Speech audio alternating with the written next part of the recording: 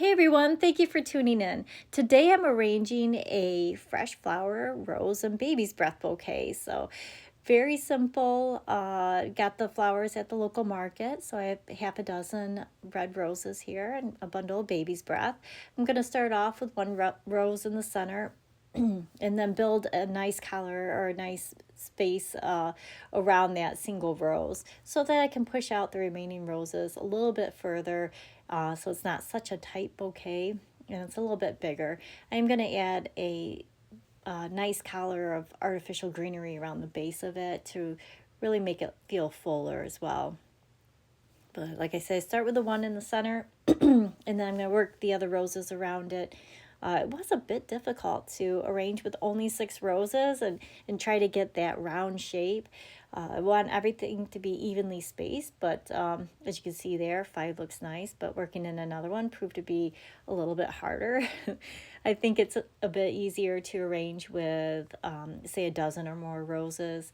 That way you don't have the pressure of showcasing every single blossom and making sure everything's spaced out evenly. Took a little bit of work there to get it to go where I wanted. Once I have the blossoms placed pretty much where I wanted them, I ended up fluffing a little bit afterwards. I'm going to work my collar of greenery. Adding greenery to the bouquet, especially around the collar and the base of the arrangement, is an inexpensive way of making the bouquet feel bigger. It does give you an opportunity to add movement.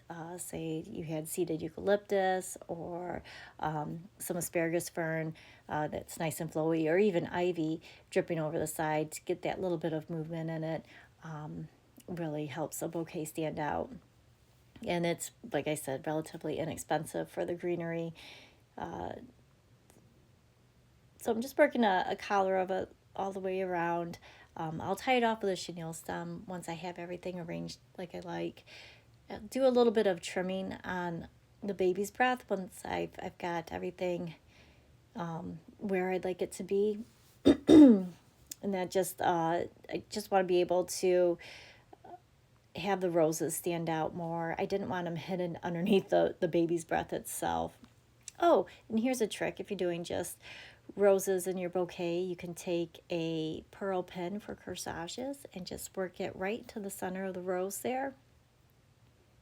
And it gives it a little extra pizzazz. You can add a rhinestone. You could do different colored little pearls in there. But it's just kind of a sweet little touch to add on to the bouquet. And apparently I can't count because I only did 5, but I did catch at the end that I only had 5, not 6 in there. So always lots of fluffing. Don't be afraid if it's just not going the way that you want it to let go of the hand-tied bouquet and start over. It's always easier than trying to like over fluff it. I find sometimes I get stubborn and I just don't want to let go and just kind of want to fix it towards the end, but it really is worth letting go of the bouquet if you're not happy with the way it's going. But there we go, just a simple, easy rose and baby's breath bouquet with a greenery collar and some pearl pins to kind of dress it up.